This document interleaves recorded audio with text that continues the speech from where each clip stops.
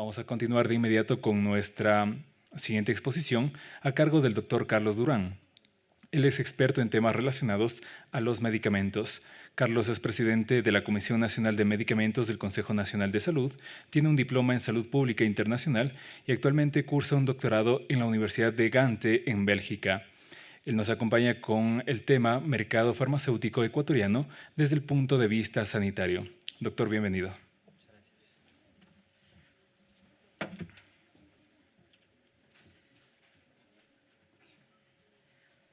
Buenas tardes. Realmente es un gusto. Es la segunda vez que estoy dando una presentación en el contexto del seminario organizado por la Superintendencia de Control de Poder de Mercado y no me canso de felicitar la iniciativa. Justamente estos son los espacios que necesitamos en los cuales el sector,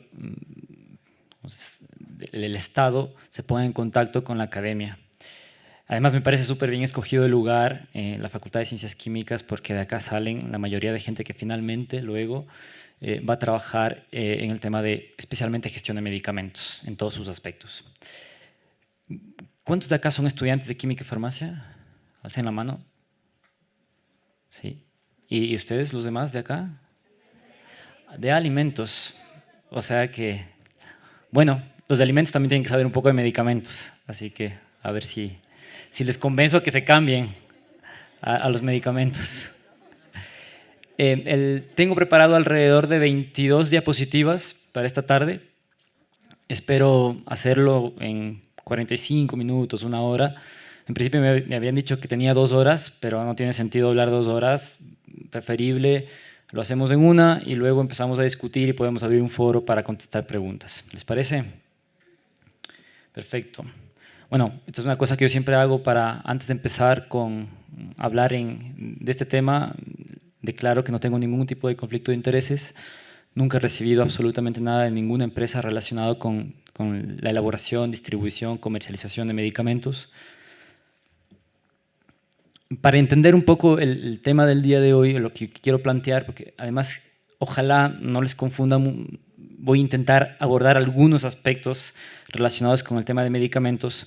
Es necesario entender cómo funciona el mercado,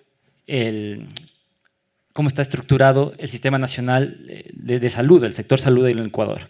Ustedes pueden darse cuenta que tenemos básicamente una gran división entre el sector público y el sector privado. Eso no es nada difícil de entender. Nosotros tenemos en el país ambos subsistemas, el público y el privado, coexistiendo. ¿A qué le decimos sistema público? ¿Tenemos un puntero? Aquí está el puntero.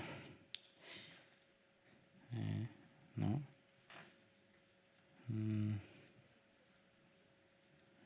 No. Aquí está. ¿A qué le decimos sistema público? Bueno, todo aquello que comprende el Ministerio de Salud Pública, el Instituto de Seguridad de las Fuerzas Armadas y de la Policía Nacional y el Instituto Ecuatoriano de Salud Pública. Esto comprende el sistema público de salud. Luego tenemos aparte el sistema privado, que básicamente está compuesto de 2 grandes categorías. Por un lado, los seguros privados. Quien tiene la capacidad de comprarse un seguro privado se lo compra y luego paga, accedes a donde tú quieras y luego te reembolsan el dinero. Y por otro lado, la gente que no tiene seguridad social, ¿sí? O sea, no tiene IES y que tampoco accede a ninguno de los hospitales, ni del Ministerio de Salud Pública, ni de ninguno de los otros. Entonces, esta es una población que está o que accede al sistema privado. O sea, tú vas a un médico y pagas la consulta. A eso nos referimos en este caso, ¿sí? Entonces, vuelvo a repetir, 2 grandes divisiones del sector salud en el Ecuador: el público, el privado. El privado, Ministerio de Salud Pública, IES, el ISFA, ISPOL y el IES. Y por otro lado, el privado, que está compuesto por seguros privados o por el pago directo a los profesionales de la salud, ¿sí? Desde el punto de vista académico, uno podría dividir a la ciencia del estudio de los medicamentos en la sociedad con algo que se llama la cadena del medicamento, ¿sí? Entonces, este es un ejercicio netamente académico, vuelvo a repetir. Uno puede estudiar y decir, bueno, el medicamento se investiga y se desarrolla Entonces, uno tiene un montón de cosas dentro. El medicamento luego se registra. Aquí hay un país, hay una autoridad, hay una agencia reguladora que registra el medicamento que fue investigado y desarrollado por una empresa, por una universidad. Luego el medicamento se comercializa. Aquí están todas las actividades que tienen que ver con la comercialización del medicamento. Luego el medicamento es distribuido, tiene que entrar a la cadena de distribución para poder llegar. Alguien finalmente prescribe ese medicamento finalmente hay un químico farmacéutico que lo dispensa en una farmacia, en un botiquín, en un sitio autorizado, y hay alguien al final que lo utiliza. El paciente, el usuario. No siempre es paciente. El ejemplo más típico son las vitaminas. Tú no estás enfermo, no eres paciente, pero estás consumiendo. Y el ejemplo de las vitaminas también sirve para ilustrar que no siempre esta cadena es completamente lineal. O sea, tú quieres acceder a una vitamina, te saltaste la prescripción porque puedes ir directamente desde el consumidor a la farmacia y lo tomas.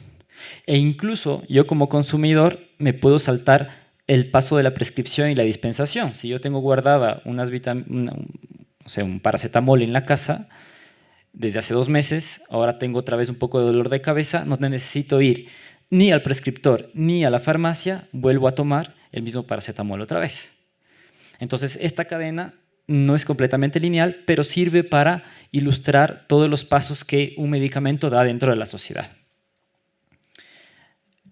Como les decía, uno puede utilizar estos pasos como una herramienta de estudio. Y les he puesto aquí unas cajas porque de cada caja uno puede ir sacando un montón de cosas. Entonces, por ejemplo, del tema de investigación y desarrollo podríamos hablar un día entero en el tema de si se están investigando y desarrollando los fármacos correctos, si los fármacos que se investigan y se desarrollan responden a las necesidades de la gente. Podemos hablar del tema de licencias obligatorias, de patentes. Dentro del registro podemos hablar qué está pasando con el registro en nuestro país. Bueno, de cada cosa uno puede sacar un montón. Esta tarde lo que vamos a intentar explorar más a fondo es la cajita de comercialización. O sea, qué es lo que está pasando en el mercado, cuántos millones se están gastando, qué estamos utilizando. Esto básicamente. Bueno, para poder entrar a la caja de comercialización, voy a hablar rapidísimo, 2 segundos, sobre el tema de registro. Se cree que en el Ecuador, por datos que tenemos de la autoridad sanitaria, del INSPI, al 26 de abril de 2013 estaban 13.786 medicamentos con registro sanitario. ¿Qué significa un poco esto? Que tenemos un mercado farmacéutico que es bastante grande. El promedio del mercado farmacéutico de la mayoría de países en Europa, por ejemplo, bordea los 8.000 medicamentos. Tenemos un mercado farmacéutico que casi dobla a la mayoría de mercados que están un poco más regulados. Sin embargo, el hecho de que estén registrados los medicamentos no significa que necesariamente están circulando los medicamentos en el mercado. Por esas cosas que pasan, no todos, cuando digamos que yo soy un productor, voy a poner un ejemplo, yo registro al medicamento, no necesariamente significa que lo voy a empezar a comercializar inmediatamente, pero ya queda el ítem marcado como que está registrado el medicamento. Entonces, esto les hacía esta reflexión porque no sabemos exactamente cuál es el número de medicamentos que está circulando. Una cosa es el número de medicamentos registrados, otra cosa es el número de medicamentos ya circulando, disponibles en nuestro país.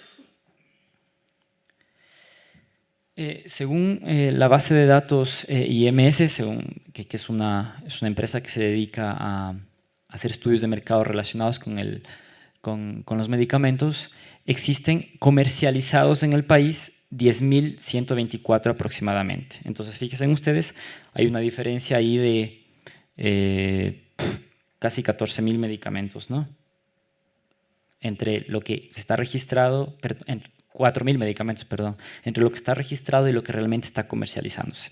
Pero vuelvo a repetir, estos son números que nadie exactamente sabe qué es lo que pasa. ¿Cuántos de estos medicamentos que circulan son considerados marca y cuántos son genéricos? Bueno, tenemos un mercado de genéricos de 30.4% y de marca de casi 70%. Luego también depende de cómo definimos genérico y cómo definimos marca. Finalmente, aquí en el Ecuador entendemos al genérico aquel que se comercializa con su denominación común internacional, con su DCI o nombre genérico. ¿Sí? Tenemos un mercado de genéricos que es bastante pequeño, ¿no? Todavía, la mayoría de países desarrollados tienen un mercado de genéricos que es bastante más alto. Voy a pasar esto. Bueno, solo para volver a ratificar que la división entre el público y privado. Este es el gasto de consumo mensual de los hogares en salud a nivel nacional. Este es un estudio que se hace cada ciertos años, un estudio es complicado hacerlo, no se lo hace todo el tiempo. Estos son datos del último estudio de cuentas satélites de los servicios de salud del año 2006-2008. Yo sé que hay uno nuevo ahora, pero estos son los últimos datos que están disponibles. Con datos del 2006, ya han pasado algunos años, del total del dinero, del gasto que una familia ecuatoriana promedio gastaba en medicamentos, en salud, en todo el rubro salud, mensualmente, casi el 50% correspondía a productos farmacéuticos. ¿Sí?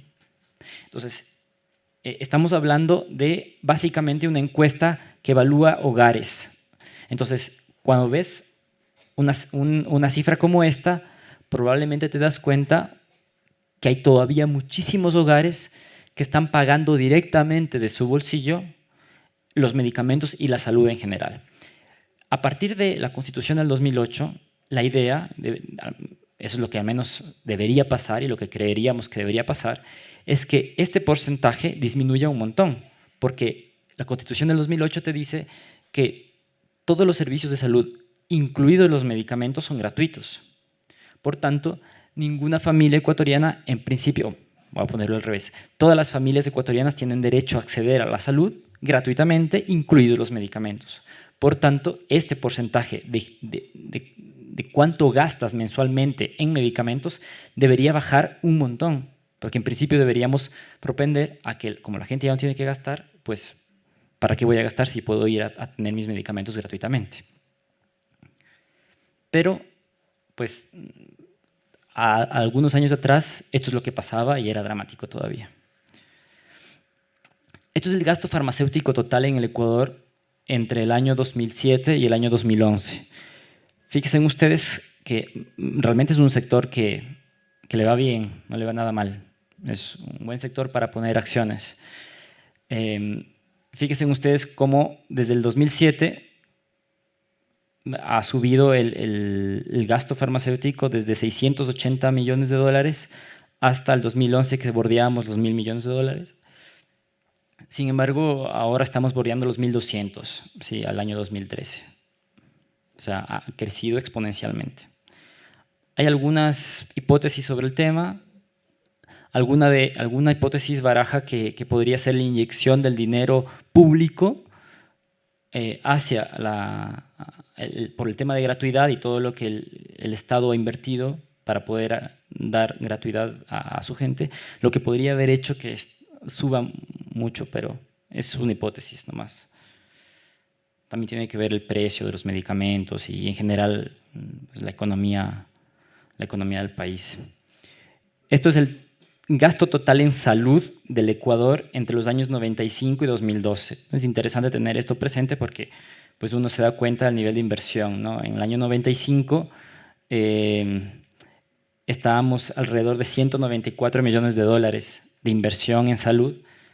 Ahora, a 2012, la inversión total es de 1.775 millones de dólares. Pero fíjense ustedes que la inversión total, el gasto total en salud en el Ecuador es de 1.775 millones de dólares y el mercado farmacéutico, solo el mercado farmacéutico, mueve 1.075 millones. O sea, casi el 60% de todo el gasto en salud. Entonces, para que se den cuenta la importancia desde el punto de vista económico que tiene el sector. Esto es el gasto de medicamentos del Ministerio de Salud Pública. ¿Sí? Vuelvo a la diapositiva. lo que les acabo de indicar corresponde solo a esta subfracción. Dentro de lo público, el Ministerio de Salud Pública. Este es el gasto de medicamentos del Ministerio de Salud Pública.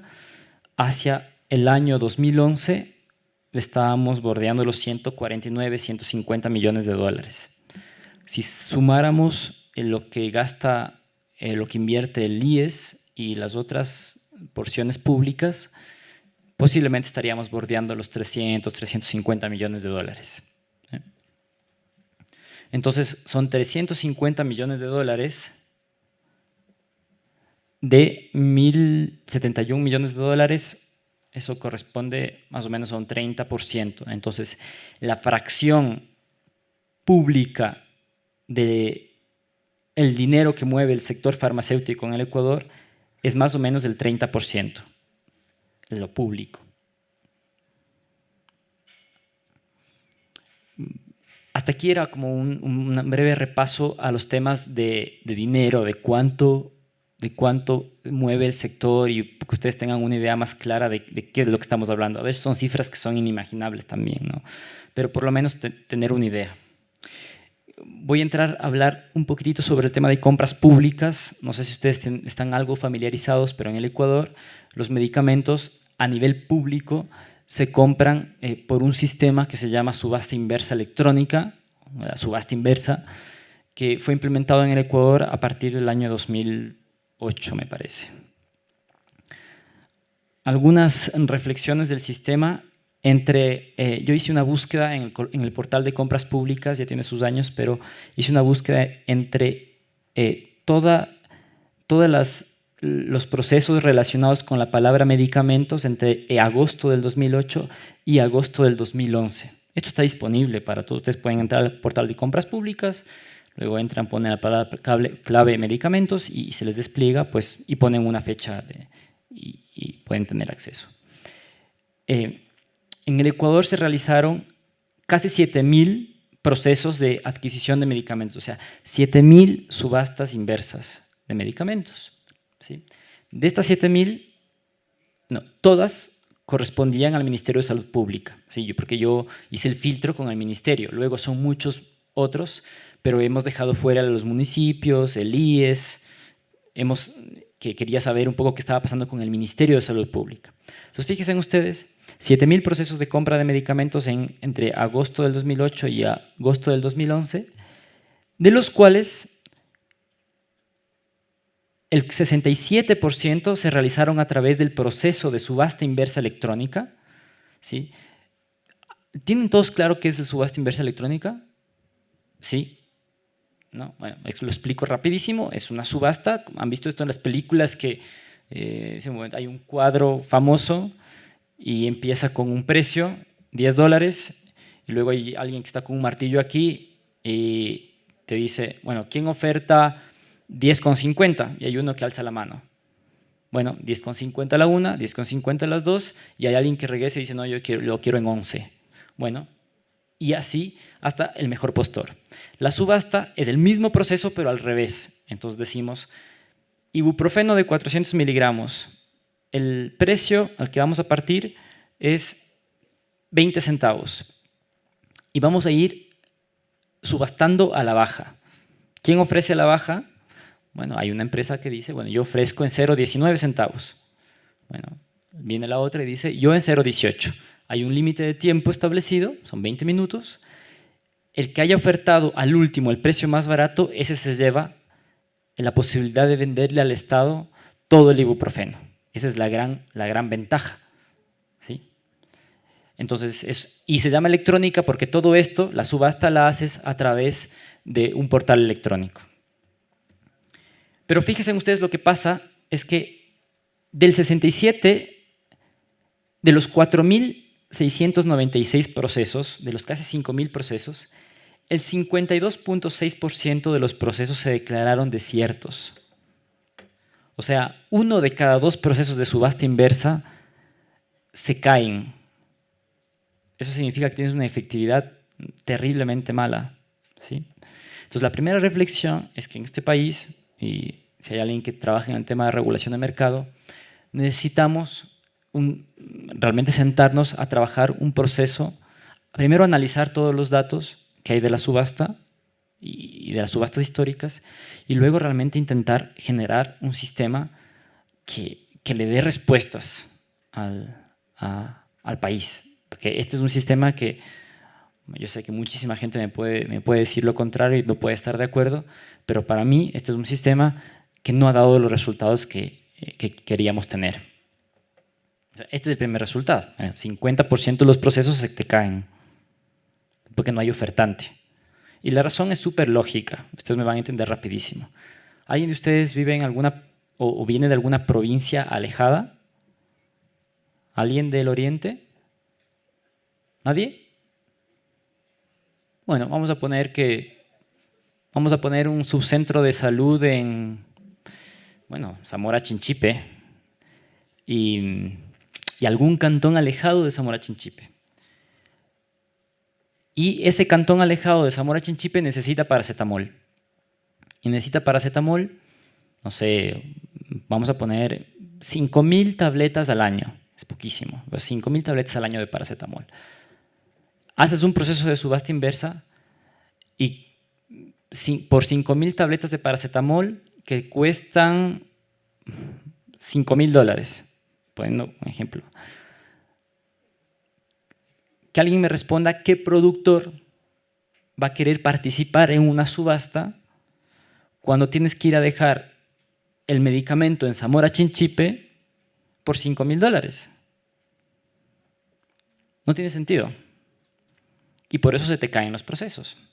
Por eso es que los procesos tienen que ser completamente aglutinados. Y eso es lo que se intentó hacer en la última, ustedes han de haber escuchado en las noticias, en la última gran subasta corporativa de medicamentos, cuando se intentó poner los requerimientos de todo el paracetamol de este país en un solo proceso para que sea mucho más atractivo para las empresas. Esa fue una de las razones, digamos. Hay muchas otras razones por las que se podrían caer los procesos, pero esta es una de ellas, que espero me hayan entendido. No es tan difícil entender lo que está pasando.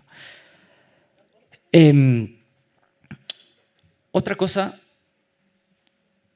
relacionada con el tema de la subasta inversa. Nosotros hemos hecho esta es una investigación que lo hicimos hace poco tiempo. Estamos en vías de esperemos que nos publiquen. Hemos mandado ya a la revista para el arbitraje, a ver cómo nos va. Es un estudio que hicimos, comparamos el precio de 52 medicamentos en el concurso público de precios de 2008 versus la subasta inversa corporativa, o sea, los mismos medicamentos comparados, el precio que tuvo en el 2008 en un proceso diferente a la subasta versus el precio que tuvo en del mismo medicamento en la subasta inversa. Y luego comparamos también los productores, quienes, si fueron nacionales o internacionales. Fíjense en lo que pasó en el año 2008. La mayoría de productores, o sea, quien ganó la mayoría de procesos en el año 2008 fueron productores de origen internacional o fueron empresas que tenían productos que estaban registrados como internacionales. ¿Sí? Casi el 60% versus casi el 40% de nacionales. En la subasta del 2011, en la última gran subasta de medicamentos, se dio o se planificó un mecanismo de priorización a la industria nacional. Entonces dijeron, miren, necesito paracetamol. Si hay algún productor o hay productores nacionales que tienen paracetamol, primero vamos a concursar entre ellos, luego, si no hay ningún nacional, entonces abrimos el concurso para todos. Y ese mecanismo en principio funcionó, porque fíjense ustedes lo que pasó en el 2011. Se invirtió internacionales más del 60%, nacionales más del 60%, internacionales un poquito, casi en el 40%. Se invirtió la lógica. El dinero, digamos, las divisas se quedaron más en el país, dimos a más empresas nacionales. Pero ¿cuál era el resultado lógico de entregarle los procesos a la industria nacional? Lo más lógico, coherente y tal vez incluso ético tendremos que pensarlo, es que los precios tendrían que haber sido más baratos. ¿Sí o no? O sea, si yo te entrego a ti la posibilidad de que ganes un concurso, te estoy beneficiando, bájame un poco el precio. Bájame más de lo que me podrían bajar los internacionales. ¿Sí? Pues eso no fue lo que pasó. Este es un análisis estadístico ahí que ahora les explico. No tienen por qué, bueno, deberían saber por sus clases de investigación, pero sí, yo sé que es complicado. Pero mira, cuando hicimos un análisis por el origen de fabricación del producto, lo que terminamos demostrando fue que los medicamentos nacionales resultaron ser más caros que los internacionales. O sea, en el año 2011, cuando el Estado favoreció a los nacionales, el resultado inmediato de los nacionales fue, como tengo menos competidores, me subo el precio. Y se subieron el precio.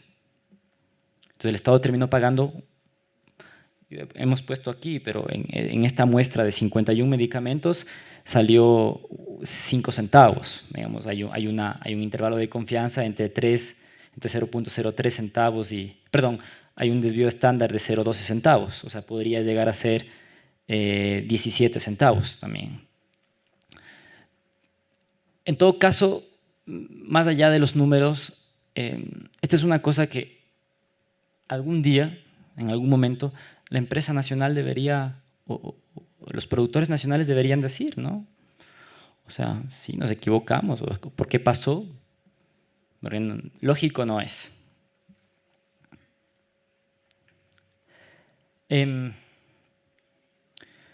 Cierro el capítulo de compras públicas y entro un poquito más a hablar sobre temas de promoción de medicamentos. Fíjense ustedes, aquí están las principales enfermedades o las principales causas de enfermedad, morbilidad, al año 2010 en la población del Ecuador. O sea, la gente en este país se enferma de infecciones respiratorias agudas, de enfermedades diarreicas agudas, de transmisión sexual, infecciones de transmisión sexual, hipertensión arterial, diabetes, accidentes, obesidad. ¿Sí? Estas son las 10 principales causas por lo que la gente se enferma en este país. Al año 2010. Luego, en estos años ha cambiado un poco, ¿no? La diabetes y la hipertensión han subido por lo menos 2 o 3 puestos. Me parece que en este momento la diabetes subió ya al segundo puesto. ¿Sí? Hay una epidemia de diabetes en la costa del Ecuador que es alucinante.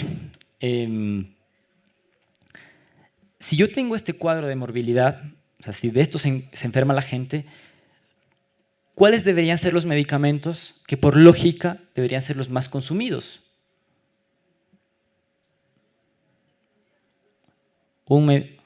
Espero su respuesta. A ver, si la gente se enferma de infecciones respiratorias agudas, ¿qué medicamento debería estar ahí? ¿Ah?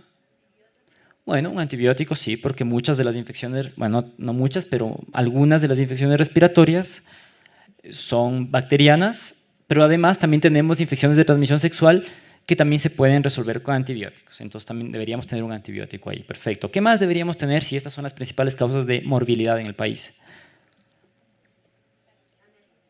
Analgésicos, perfecto. O sea, lo que primero te da una infección respiratoria aguda es malestar y es fiebre. La primera respuesta lógica es tomarte un poquito de paracetamol, aparte de irte a tu casa a reposar y el caldito y el consomé de la mamá que siempre sirve. Entonces ya tenemos 2 súper lógicas, un analgésico, un antibiótico. ¿Qué más debería estar? Fíjense aquí, debería estar por lo menos un antihipertensivo, debería estar un antidiabético, ¿no es cierto? ¿Sí? Vamos a poner esos 4 ejemplos. Entonces hemos dicho un antibiótico, un analgésico, un antidiabético, un antihipertensivo, y de hecho, si la gente se enferma mucho de enfermedad diarreica aguda, ¿qué debería estar? No. ¿Cuál es la primera cosa que tienes que darle a una persona que tiene diarrea? Suero oral. ¿Sí? Vamos a ver ¿qué es lo que más consume la gente en este país? Estos son los 11 productos que más se mueven en el mercado del Ecuador. Fíjense ustedes, la primera opción es Neurobión. ¿Qué es el Neurobión? Complejo B. Sí. Ya me dirán los químicos, tanto en alimentos como en medicamentos, ¿para qué sirve la vitamina B? O sea, sirve de mucho. Luego, ¿qué tiene más sentido? ¿Comerte algo que tenga vitamina B o tomarte una pastilla que tenga vitamina B? Un alimento tiene mucho más sentido, por favor, obvio.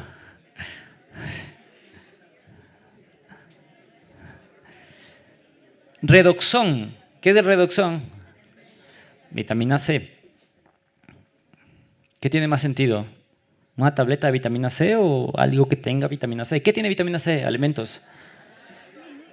Cítricos, la naranja, el limón, la mandarina, la papaya no. La papaya tiene vitamina A. ¿Sí? Pero esto es lo que gasta y consume la gente. La gente compra y moviliza millones de dólares en medicamentos, en este tipo de productos. Bueno, aquí está el Buprex que habíamos dicho. Bueno, ya, ok, tiene sentido. Es un antiinflamatorio. Pedialit, ok, suero oral. Y luego, no sé cómo se pronuncia, Ensure, no sé cómo. Complicado, incluso el análisis, ¿no? Fungirex, bueno, somos la población del mundo con más hongos en los pies, me imagino. Sí.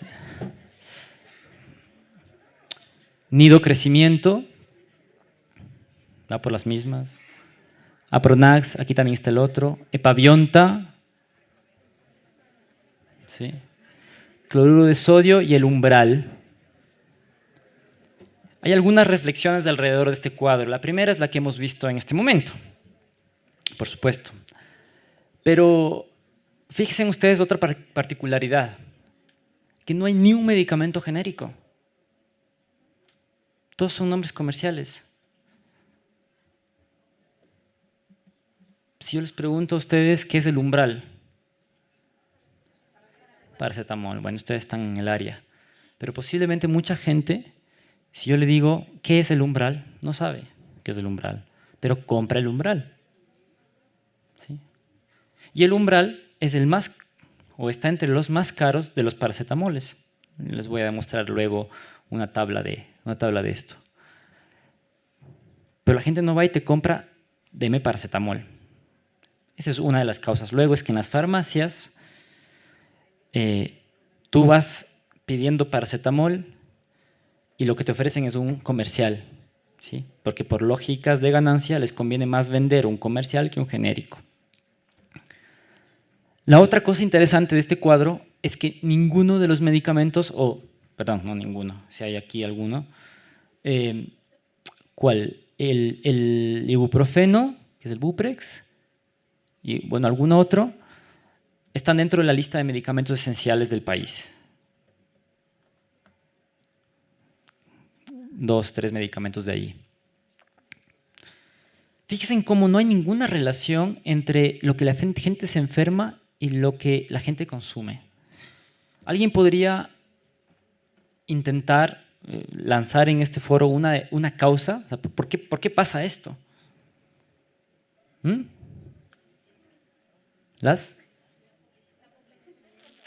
La publicidad puede ser una, sí, desconocimiento. ¿Alguien más que se atreva a lanzar una automedicación? Pero bueno, ¿por qué te automedicas el umbral y no el paracetamol? Bueno, ustedes han dicho perfectamente, no necesitan seguir un masterado para saber y para investigar todo este tipo de cosas. Por un lado, la información. O sea, yo recuerdo, y siempre les digo a mis alumnos cuando, bueno, ahora ya estoy un poco retirado de las clases, pero ¿ustedes recuerdan cuándo fue la última epidemia de cólera en el país? seguramente no lo recordarán porque ni siquiera habrán nacido. Fue a inicios de los años 90, en el año 93, más o menos. Alguien aquí que tenga unos años más y que nos ayude, me parece que fue en el año 93. 92, 93. La última epidemia de cólera en el Ecuador. Murieron alguna cantidad de gente. Yo era niño, 92, 93, no voy a decir, pero era niño. Y recuerdo que esa fue la última vez que yo recuerdo, y fíjense en cómo se me ha quedado, que el Estado intentó una campaña promocional de información. ¿Ustedes se acuerdan del Máximo, de las vacunas? ¿Sí? El Máximo aparece por primera vez, el lorito, en la epidemia de cólera del año 92-93. Y salía en la televisión enseñándote a hacer suero oral. Entonces, te salía cantando una canción, 1 litro de agua, 1 de sal, nada, debes mezclar. Claro, ya han pasado tantos años de esto, del 93 a 20 años, y yo me acuerdo de la canción. Pero eso solo para... Yo siempre hago este ejercicio para darnos cuenta el poder de la publicidad. Yo era un niño y todavía 20 años después me acuerdo de la canción. Fíjese en lo que hace la publicidad de medicamentos, la publicidad farmacéutica, todo el tiempo pasándote en la televisión publicidades sobre sus productos. Entonces, sí, es un problema de información, por supuesto es un problema de información, pero la información tener información es mala per se, es buena per se. Esa respuesta es un poco ambigua. La información sirve siempre y cuando sea buena la información, porque uno no puede negar que uno recibe información de medicamentos en estos tiempos. Basta prender la televisión, cojan en la noche, en Coavisa, Avenida Brasil, y que está buenísima, además está... Y en cada corte vayan contando cuántas publicidades relacionadas con productos farmacéuticos aparecen. Es un montón. Esto serviría también a algún tipo de investigación o tesis de algunos de ustedes, ¿no? Si alguno quiere interesarse por este tema.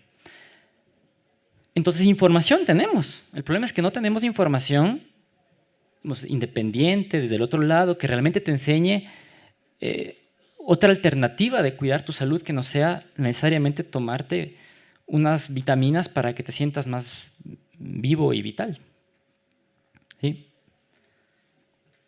Y por supuesto, desde el otro lado viene, por un lado, ya hemos dicho, es lo mismo, es el contenido de la publicidad y el contenido de la promoción farmacéutica, lo que nos dice la promoción. Esto es un poco lo que les comentaba del tema del umbral. Fíjense ustedes, claro, el umbral es de lejos el paracetamol más consumido en el Ecuador, ¿sí? Pero también es el más caro.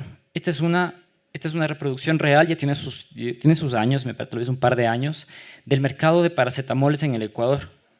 Y fíjense ustedes, todos compiten más o menos aquí a un precio no muy alto. Esto de acá son participación en...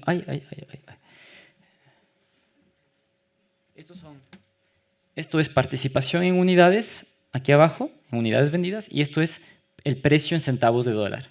La mayoría de productores, de gente que está comercializando paracetamol, están compitiendo entre ellos en el mismo precio, en las mismas unidades, pues están ahí compitiendo, lo que hace un mercado que es competir, ¿verdad? Pero fíjense ustedes lo que pasa. Miren dónde está el umbral.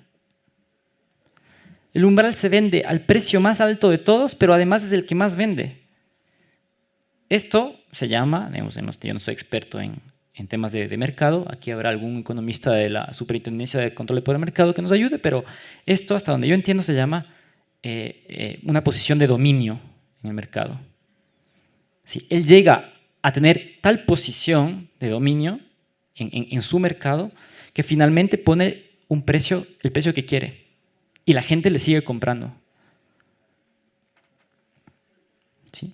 Esta es una de las cosas que el nuevo sistema de regulación de precios de medicamentos en el Ecuador intentará corregir.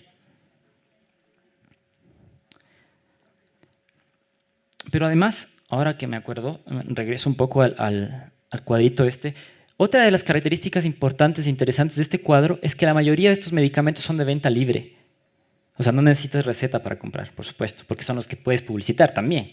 Sí, son los únicos que puedes publicitar. Pero, bueno, esto es lo que pasa en el Ecuador, según temas del registro. El 13% de los medicamentos son de venta libre. Y fíjense en cómo ese 13% de venta libre moviliza la cantidad de mercado, la cantidad de millones y hace lo que hace, ¿no? Dos slides sobre un estudio que hizo una colega muy querida de nosotros allá en la Facultad de Medicina, que también se dedica a los temas de medicamentos, María Belén Mena. Entonces, un estudio de María Belén Mena, me parece que con Raúl Terán, que es actualmente nuestro vicedecano en la Facultad de Medicina. Y sí, ellos hicieron un estudio que se llamaba Análisis de promoción en radio y televisión, ¿sí? Y les pidieron a sus estudiantes de medicina que durante 4 horas cada día monitoreen 20 canales de televisión, o sea, estaban divididos los canales, incluso canales más locales y más provinciales de ciudad, y se monitorearon también 3 radios, en Quito, en La Tacunga y en Riobamba. Entonces los estudiantes se fueron su fin de semana o en el periodo de vacaciones, no recuerdo, y se fueron con la tarea, una hojita de recolección de datos, y estaban viendo la tele, y lo único que les pedía, la mayoría ahora tiene esos teléfonos súper inteligentes, el rato que veían o que entraba una propaganda o se sentaban a ver televisión, ponían y grababan, ¿sí? Y luego se hizo un análisis del contenido de la publicidad de medicamentos. Es un trabajo interesantísimo porque es el primer y único trabajo que se ha hecho en el Ecuador sobre promoción de medicamentos, sobre publicidad. Estos son los grupos que más, digamos, finalmente se evaluaron 50 spots de televisión y 3 de radio. Perdón, 50 spots entre radiales y televisivas, pero la mayoría, porque fueron 20 canales, la mayoría fueron en televisión, ¿sí? De los 50, estos son los que más se promocionan. O sea, las vitaminas del grupo metabólico, el grupo inmunológico, del grupo gastrointestinal, estos son especialmente las vitaminas y el grupo metabólico, son los que más se promocionan en la televisión. Sí. ¿Cuál era el mensaje que te decían o qué es lo que querían transmitir? Bueno, el 62% te decía que tenía propiedades preventivas. A ver qué se entiende por preventiva. El 30% te decía que curaba una enfermedad crónica. Por definición, la enfermedad crónica no se cura, te curaba la enfermedad crónica. El 80% tenía afirmaciones demostradas y el 88% inducía el uso indiscriminado del medicamento. Entonces, vuelvo a ratificar el tema de la información. El problema no es per se que los medicamentos se publiciten tampoco. Nadie está diciendo que no se publiciten. La cosa acá es qué tipo de mensajes están dando las empresas farmacéuticas. Ahí también, y hay que decirlo con todas las letras como son, ahí también tiene responsabilidad del Estado, porque muchos de los spots televisivos y publicitarios pasan por aprobación del Ministerio de Salud Pública, ¿sí? Entonces, ahí hay corresponsabilidad. En todo caso, a partir de la aprobación de la nueva ley de comunicación, ustedes saben que se aprobó ahora hace, me parece que un mes, por ahí, una cosa así, hay un artículo específico que le da la potestad al Ministerio de Salud Pública de redefinir cuáles son los medicamentos que deberían publicitarse y cuáles no. Y se está trabajando un poco en pensar si todos, si ninguno, si unos pocos, si solo los de venta libre, cuáles de venta libre, eso se está ahí trabajando. Sí, yo no estoy directamente metido en el tema, pero sé que se está analizando. Y yo creo que es un análisis justo y válido, que tenemos que hacerlo. Estoy casi terminando y como les decía, iba a intentar hacer un repaso de muchísimas de las cosas y perdón si estoy causando confusión, aquí acabo el tema de promoción que quería un poco explicarles y entro a la última parte, son 2 o 3 diapositivas finales, a contarles un poquito del nuevo sistema de regulación de precios de medicamentos en el Ecuador, especialmente en el tema de medicamentos nuevos. Yo no estoy autorizado todavía, yo he participado mucho en la elaboración, en la última parte me he separado un poco más porque ya no he estado ahí completamente involucrado, pero durante algunos años he trabajado un poco en el sistema y por lo menos una de las partes quisiera decirles cómo va a funcionar, que me parece que es la parte más interesante además de todas. Es cómo fijar precios de medicamentos en el Ecuador a medicamentos nuevos, a medicamentos que tienen patente, que por primera vez entran al país. Solo como información, esos medicamentos, los medicamentos nuevos, los que tienen patente, son los que cuestan millonadas, que son increíblemente caros, ¿sí? Porque tienen patente, porque son biológicos, entonces vienen y cuestan un montón de plata. Y los estados en general, y no es un problema solo del Ecuador, muchos estados en el mundo tienen problemas para poder saber exactamente cómo fijar el precio de estos medicamentos. Y las empresas tampoco develan sus costos y sus gastos, eso también es una cosa que hay que decirlo, entonces es muy difícil el juego. Este es un sistema que lo está implementando Brasil hace algún tiempo y que me parece que podríamos, y que la idea es que Ecuador también lo empiece a trabajar. La idea es la siguiente: tú tienes un medicamento nuevo en el país. Vamos a poner el ejemplo que tú tienes un montón de enalapriles. ¿Para qué es el enalapril? Para la presión. En el Ecuador existen un montón de enalapriles y el enalapril junto con el captopril fueron de los dos primeros medicamentos del grupo de los IECAS que aparecieron en el mundo, ¿sí? Fueron los que hicieron la investigación primaria, digamos, ¿sí? Pero luego, como pasa frecuentemente en el mundo farmacéutico, el grupo farmacológico terapéutico se va engordando con esos medicamentos que se llaman me-too, ¿sí? Entonces tú tienes el omeprazol y luego te aparece el esomeprazol, el lansoprazol, el esomeprazol, el rabeprazol, el pantoprazol, ¿sí? Con un poco de cambio en su estructura, pero finalmente la acción terapéutica final es la misma, no cambia, ¿sí? Con una gran desventaja sobre el primero, que como el primero ya han pasado algunos años, ya se rompió la patente y hay muchos genéricos y ya cuesta poquísimo. Luego aparece uno que se llama prazol y te dice: yo soy nuevo y por tanto tengo mi patente todavía vigente 10 años más y yo me pongo el precio que yo quiero. Que no quiero, que es un ejercicio ahí, pero es un precio alto, ¿sí? La reflexión es la siguiente: ¿por qué tú, si finalmente haces lo mismo que el primero, tienes que costar 10 veces más que el primero? Este es el ejemplo, ¿no? Este es un ejemplo real en el Ecuador. El enalapril de 5 miligramos, que es la dosis con la que se empieza el enalapril, cuesta de 5 a 26 centavos. O sea, esto es lo que tú puedes encontrar en el Ecuador. El rango entre 5 y 26 centavos te puedes comprar enalapril. Pero también tenemos perindopril en el Ecuador, que la verdad no sé de qué productor es, pero la tableta cuesta $1. Hagan cuenta cuántas veces más cuesta, ¿sí? Entonces, partimos de esa reflexión. ¿Por qué tienes que costar tantas veces más si finalmente haces lo mismo que el otro, que el original, que el primero entró, que el genérico? Bueno, no que el genérico, que la molécula original.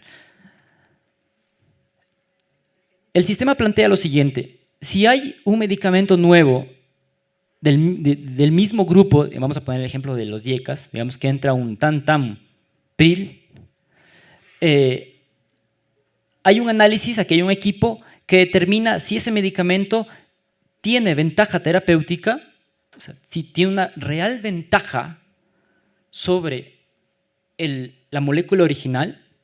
¿Cómo se demuestra la ventaja? Es a través de ensayos clínicos, ¿sí?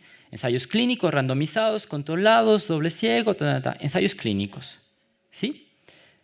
Entonces,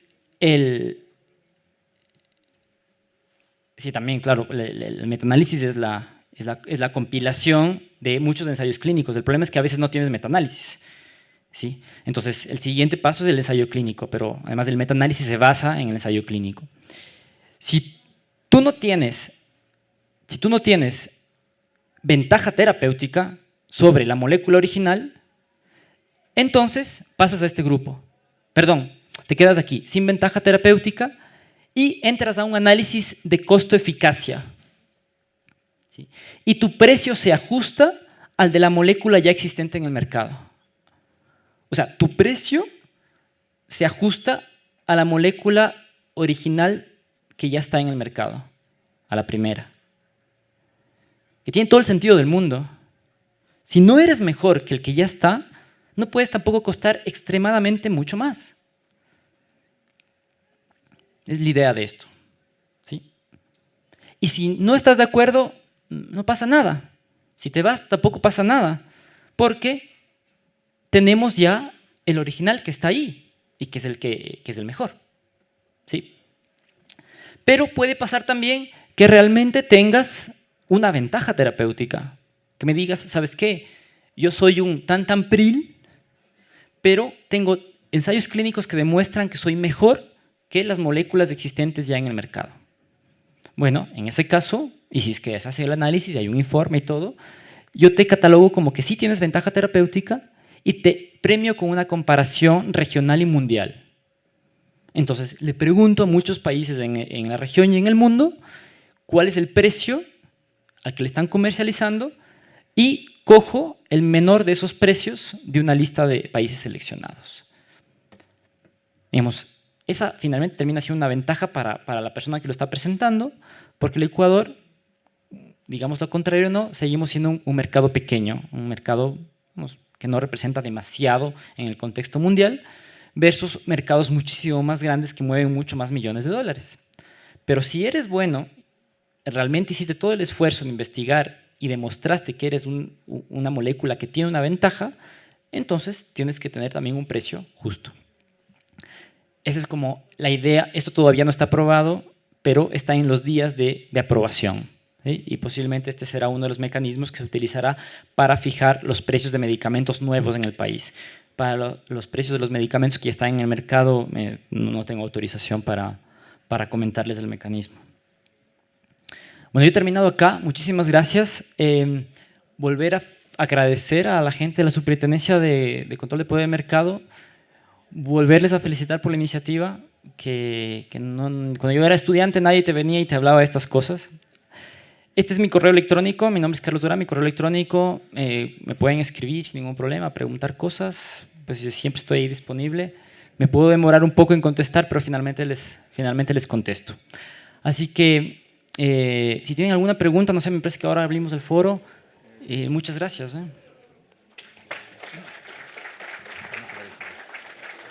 Agradecemos la presencia del doctor Carlos Durán, representante del Ministerio de Salud Pública, con el tema mercado farmacéutico ecuatoriano desde el punto de vista sanitario.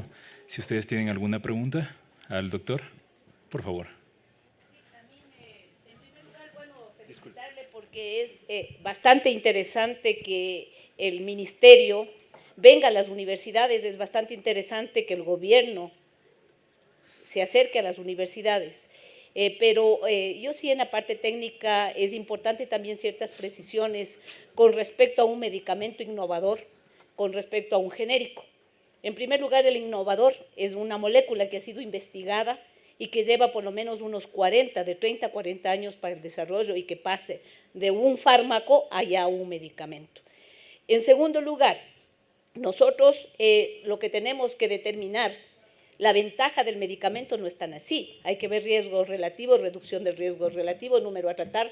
Verdaderamente ahora nos permite, a través de todo lo que es la medicina basada en evidencias, todo lo que es el metaanálisis, determinar eficacia y seguridad. Entonces, el momento en que uno determina, el me too, yo también puedo hacer, se hace un estudio clínico de no inferioridad y se demuestra que el medicamento va a tener la misma eficacia. Al segundo paso sería la relación riesgo-beneficio.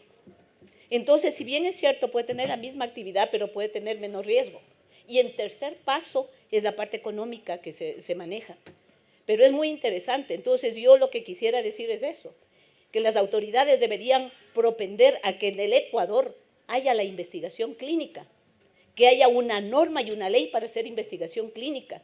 Veamos Chile, Argentina, el Perú. ¿Cuánto está trayendo como investigación clínica?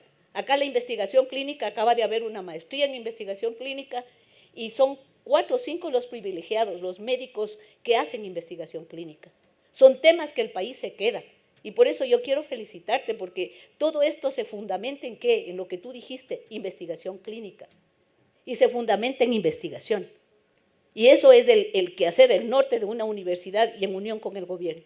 Entonces, en esos puntitos nomás quería decir, y antes de olvidarme, la sorpresa mía también es que hay Ensure, o sea, alimentos, que la diferencia clara entre un alimento y un medicamento es que el medicamento tiene una información de una actividad terapéutica demostrada, y las vitaminas, el Ensure que yo veía ahí, no son medicamentos, esos son alimentos. Ahora que también es un juego el hacerse calificar desde las pastas de dientes como medicamentos para no pagar el IVA. Entonces, ¿qué está haciendo también el gobierno en eso? ¿Y qué hacen el control de la calidad del producto post-registro? Entonces, son temas que sí serían interesantes que en un futuro se haga. Ese punto era el por qué está mezclado alimentos con medicamentos, que es lo que no tengo yo claro. Yo estoy de acuerdo completamente con todo lo que usted plantea. No tengo mucho más que decir en este punto, ¿no? O sea, digamos, posiblemente el tema del cuadro que yo traje, donde están, digamos, los productos farmacéuticos más consumidos en el país, también era un ejercicio académico, intentar llamar la atención de lo que está pasando también en el país, ¿no? Pero por supuesto que si ya entramos a definiciones un poquito más técnicas, ahí tendremos que separar un poco más, pero era realmente un ejercicio técnico, ¿no? Era un ejercicio académico nada más, pero estoy de acuerdo completamente, sí.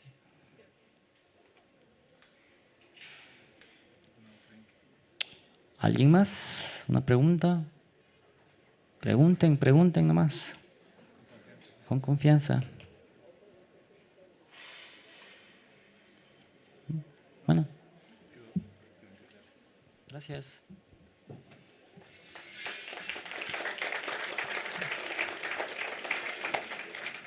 Agradecemos al doctor Carlos Durán, representante del Ministerio de Salud Pública, con el tema Mercado Farmacéutico Ecuatoriano desde el punto de vista sanitario. Muchísimas gracias, doctor.